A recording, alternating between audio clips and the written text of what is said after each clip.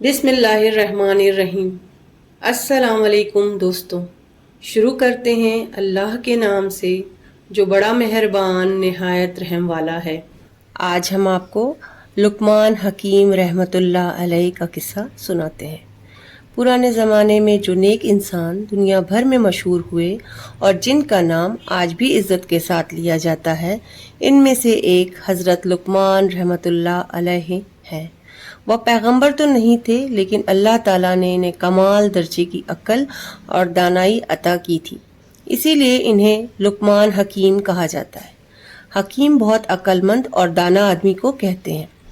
قرآن پاک کی ایک سورت کا نام لقمان ہے۔ اس میں حضرت لقمان رحمۃ اللہ علیہ کا ذکر ان الفاظ میں کیا گیا ہے: ہم نے لقمان کو حکمت، دانائی عطا کی کہ اللہ کا شکر ادا کرنے والا ہو، اور جو کوئی شکر ادا کرتا ہے تو اس میں اس کا اپنا ہی فائدہ ہے، اور جو ناشکری کرتا ہے تو اللہ کو اس کی کچھ پرواہ نہیں۔ وہ تو آپ تعریف کیا گیا ہے، خواہ کوئی اس کے حمد کرے یا نہ کرے۔ یاد کرو، وہ وقت یاد کرنے کے لائق ہے جب لقمان رحمۃ اللہ علیہ نے اپنے بیٹے کو نصیحت کرتے ہوئے کہا کہ بیٹا، اللہ کے ساتھ کسی کو شریک نہ کرنا، کیونکہ شرک بہت بڑا ظلم ہے، اور ہم انسان کو اپنے ماں باپ کا حق پہچاننے کی خود تاکید کی ہے۔ اس کی ماں نے تکلیف پر تکلیف اٹھا کر اسے اپنے پیٹ میں رکھا اور 2 سال اس کا دودھ چھوڑنے میں لگے۔ اسی لیے ہم نے اس کو نصیحت کی کہ میرا بھی شکر کرتا رہے اور اپنے ماں باپ کا بھی، تجھے میری طرف ہی لوٹ کر آنا ہے۔ اور اگر ماں باپ تجھ پر اور دیں کہ میرے ساتھ کسی ایسے کو شریک کرے جسے تو نہیں جانتا تو ان کا کہا ہرگز نہ ماننا۔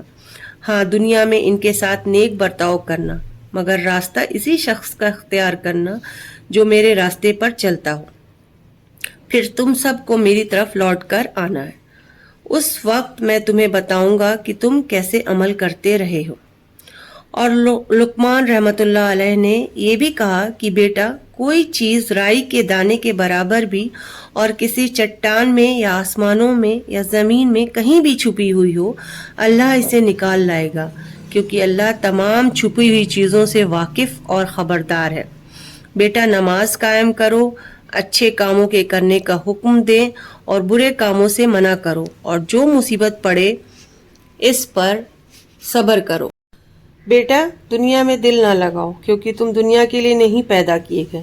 اللہ نے جو کچھ پیدا کیا ہے، اس کے نزدیک دنیا ان میں سب سے ذلیل چیز ہے، اس لیے کہ نہ اس کی نعمتیں اس کے فرمانبردار بندوں کے لیے نیکیوں کا بدلہ ہے، اور نہ اس کی مصیبتیں گناہگاروں کے لیے سزا ہے۔ بیٹا، جب تک کسی بات پر مجبور نہ ہو جاؤ نہ ہنسو۔ بیٹا، بغیر کسی مقصد کے کسی طرف قدم نہ اٹھاؤ، اور نہ کوئی ایسی بات کسی سے پوچھو جس سے تمہارا کوئی واسطہ نہیں۔ بیٹا، اپنا مال ضائع نہ کرو اور دوسرے کے مال سے واسطہ نہ رکھو۔ تمہارا مال وہ ہے جو تم نے اوروں کے لیے چھوڑ دیا۔ بیٹا، جو دوسروں پر رحم کرتا ہے خود اس پر بھی رحم کیا جاتا ہے۔ بیٹا، جو خاموش رہتا ہے امن میں رہتا ہے، جو اچھی بات کہتا ہے فائدے میں رہتا ہے، جو جھوٹ بولتا ہے گناہگار ہوتا ہے، اور جو زبان اپنے قابو میں نہیں رکھتا اسے شرمندہ ہونا پڑتا ہے۔ بیٹا، علم والوں کی خدمت میں بڑے ادب سے جاؤ اور ان کے سامنے خاموش بیٹھ کر ان کی باتیں دھیان سے سنو، اس لیے کہ عالموں کے نور سے دل اسی طرح زندہ ہوتا ہے جس طرح مردہ زمین آسمان کے مینا سے زندہ ہو جاتی ہے۔ بیٹا، اللہ کے معاملے میں ہوشیار رہنا، کیونکہ اللہ تعالیٰ کے معاملوں میں سب سے زیادہ عقل سے کام لینے والے کے کام بھی سب سے اچھے ہوتے ہیں، اور شیطان عقل والے سے بھاگتا ہے اور اس میں یہ طاقت نہیں کہ اس سے جیت سکے۔ اے بیٹے، جس عبادت میں عقل کو کام میں لایا گیا ہو، اس سے بڑھ کر کوئی عبادت اللہ کی نہیں ہو سکتی۔ یہ وہ باتیں ہیں جن کی بڑی تاکید کی گئی ہے، اور لوگوں سے منہ پھیر کر بات نہ کر، نہ زمین پر اکڑ کر چل۔ اللہ کسی خود پسند اور فخر جتانے والے شخص کو پسند نہیں کرتا۔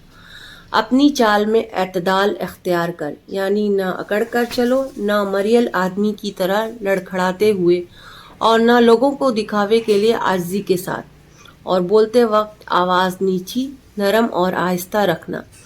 سب آوازوں سے زیادہ بری آواز گدھوں کی ہوتی ہے۔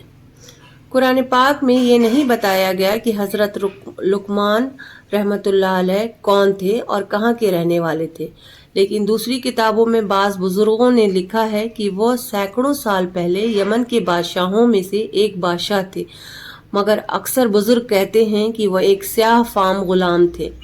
کچھ کہتے ہیں کہ وہ ملک حبش کے رہنے والے تھے، کچھ نے کہا ہے کہ وہ مصر کے سیاہ رنگ کے لوگوں میں سے تھے، اور بعض کہتے ہیں کہ ملک سوڈان کا علاقہ ان کا وطن تھا، مگر وہ عرب کے علاقے عقبہ میں آ بسے تھے جو مدین اور آئکا کے درمیان واقع ہے۔ ان کے بارے میں بہت سی کہانیاں مشہور ہیں، جن میں سے کچھ یہ ہیں۔ حضرت لقمان رحمۃ اللہ علیہ ایک کھیت میں مزدوری کیا کرتے تھے۔ ان کا آقا ایک برا آدمی تھا۔ حضرت لقمان علیہ السلام اسے برے کاموں سے منع کیا کرتے تھے اور اس سے کہتے تھے کہ انسان کی بھلائی اسی میں ہے کہ وہ اللہ کی عبادت کرے اور نیک کام کرے، لیکن وہ نہیں مانتا تھا۔ ایک دفعہ اس نے حضرت لقمان سے کہا کہ کھیت میں گندم بو دو۔ حضرت لقمان علیہ السلام نے کھیت میں گندم کے بجائے جو بو دیے۔ جب فصل تیار ہو گئی تو ان کا آقا اسے دیکھنے آیا۔ اس نے کھیت میں گندم کے بجائے جو اگے ہوئے دیکھے تو اس نے حضرت لقمان رحمۃ اللہ علیہ سے کہا کہ میں نے تو تمہیں گندم بونے کے لیے کہا تھا۔ حضرت لقمان نے کہا کہ میں نے جو اس خیال سے بوئے تھے کہ گندم اگے گی۔ آقا نے غصے سے کہا یہ کیسے ہو سکتا ہے کہ جو بوئے جائیں اور گندم اگائے؟ حضرت لقمان رحمۃ اللہ علیہ نے کہا کہ اگر یہ نہیں ہو سکتا تو یہ کیسے ہو سکتا ہے کہ ہم اللہ کو بھلا دیں اور برے کاموں میں مشغول رہیں، مگر یقین رکھیں کہ مرنے کے بعد ہمیں اچھا بدلہ ملے گا۔ ان کی باتیں آقا کی سمجھ میں آ گئی اور اس نے برے کاموں سے توبہ کر لی۔ حضرت لقمان رحمۃ اللہ علیہ کے آقا نے ان کو ایک بکری دی اور کہا کہ جاؤ اسے ذبح کرو اور اس کے گوشت کا بہترین حصہ نکال لاؤ۔ حضرت لقمان رحمۃ اللہ علیہ نے بکری کو ذبح کیا اور اس کی زبان اور اس کا دل لے جا کر مالک کے سامنے رکھ دیا۔ 3-4 دن کے بعد مالک نے انہیں ایک اور بکری دی اور کہا کہ اسے ذبح کرو اور اس کے گوشت کا سب سے برا حصہ نکال کر لے آؤ۔ حضرت لقمان رحمۃ اللہ علیہ نے بکری ذبح کی اور پھر اس کی زبان اور دل مالک کے سامنے لا کر رکھ دیے۔ مالک بہت حیران ہوا اور کہنے لگا میں نے گوشت کے بہترین حصے مانگے تب بھی تم دل اور زبان میرے پاس لائے، اور سب سے برے حصے جب مانگے تب بھی تم یہی دونوں چیزیں لے آئے۔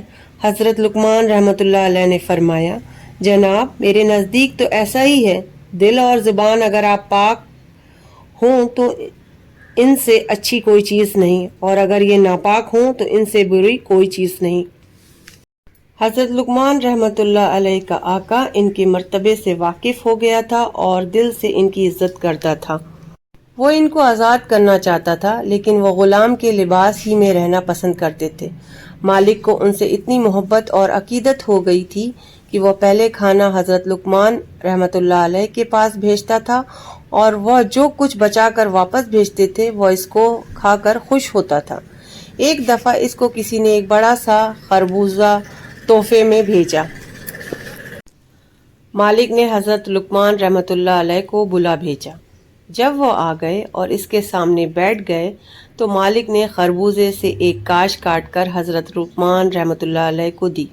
انہوں نے بڑے شوق سے اور مزے سے یہ کاش کھائی۔ مالک ان کو اس طرح کھاتے دیکھ کر بہت خوش ہوا اور دوسری کاش دی۔ انہوں نے وہ بھی بڑے شوق سے کھا لی، یہاں تک کہ وہ اسی طرح مالک کے ہاتھ سے بہت سی کاشیں لے کر کھا گئے۔ ان کے کھانے کا یہ طریقہ تھا کہ دیکھنے والوں کے منہ میں بھی پانی بھر آتا تھا۔ اب صرف ایک کاش باقی رہ گئی تھی۔ مالک نے کہا کہ اس کو میں کھاؤں گا۔ اس نے جو ہی یہ کاش منہ میں ڈالی، اس کی کڑواہٹ نے اس کی منہ میں آبلے ڈال دیے۔ آہ تھو کرتے ہوئے اس نے لقمان رحمۃ اللہ علیہ سے کہا پیارے بھائی تو نے اس زہر کو کیوں اتنے شوق سے کھایا اور اپنی جان کا دشمن بنا؟ اگر تو اس کے کھانے میں کوئی عذر کر دیتا تو کیا حرج تھا؟ حضرت لقمان رحمۃ اللہ علیہ نے کہا جناب میں نے آپ کے دسترخوان پر اس قدر نعمتیں کھائی ہیں کہ ان کا شکریہ نہیں ادا کر سکتا۔ اب مجھ کو شرم آئی کہ ایک کڑوی شے آپ کے ہاتھ سے نہ کھاؤں۔ میرا گوشت پوست آپ کے دسترخوان کی نعمتوں سے ہی بنا ہے، اگر میں ایک کڑوی چیز پر واویلا کرنے لگوں تو میرے سر پر خاک۔ کہتے ہیں کہ حضرت لقمان رحمۃ اللہ علیہ اپنی زندگی میں مختلف کام کرتے رہے۔ انہوں نے بکریاں بھی چرائی، بڑھئی کا کام بھی کیا اور درزی کا کام بھی کیا۔ آخر میں ان کے مالک نے انہیں آزاد کر دیا۔ اس زمانے میں دور و نزدیک ہر جگہ سے لوگ ان کی خدمت میں حاضر ہوتے تھے اور ان کی نصیحتیں سنتے تھے۔ ایک دن وہ اپنے بہت سے شاگردوں اور دوسرے لوگوں کے درمیان بیٹھے تھے اور ان کو حکمت اور دانائی کا سبق دے رہے تھے کہ ایک شخص سامنے آ کر کھڑا ہو گیا۔ دیر تک ان کی صورت غور سے دیکھتا رہا، پھر بولا، تم وہی ہو جو فلاں جگہ میرے ساتھ بکریاں چرایا کرتے تھے؟ حضرت لقمان رحمۃ اللہ علیہ نے جواب دیا، ہاں میں وہی شخص ہوں۔ اس آدمی نے حیران ہو کر پوچھا، تو یہ مرتبہ تمہیں کیسے حاصل ہوا؟ حضرت لقمان رحمۃ اللہ علیہ نے فرمایا، صرف 2 باتوں سے، ایک تو ہمیشہ سچ بولنا اور دوسرے بے ضرورت بات نہ کرنا۔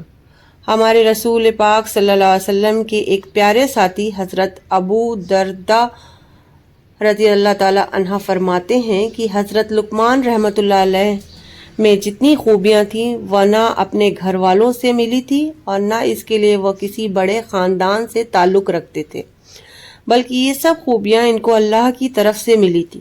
وہ اپنی دھن کے پکے، بغیر ضرورت بات نہ کرنے والے اور ہر معاملے پر غور و فکر کرنے والے بزرگ تھے۔ دن کو کبھی نہ سوتے تھے۔ شرم و حیا کا یہ حال تھا کہ کبھی کسی شخص نے انہیں نہاتے، ہنستے، تھوکتے، کھنکھاڑتے اور پیشاب کرتے نہیں دیکھا۔ اپنی بات کو دہراتے نہیں تھے۔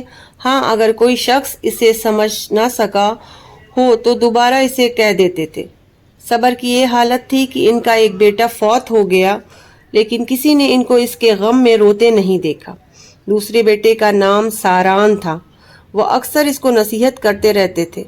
ان میں سے کچھ نصیحتوں کا ذکر قرآن پاک میں آیا ہے، یہ اوپر بیان ہو چکی ہیں۔ بعض دوسری کتابوں میں ان کی اور بھی بہت سی نصیحتیں درج ہیں جو انہوں نے اپنے بیٹے کو کی۔ ان میں سے کچھ نصیحتیں یہ ہیں، بیٹا جب کسی مجلس میں جاؤ تو لوگوں کو سلام کر کے بیٹھ جاؤ۔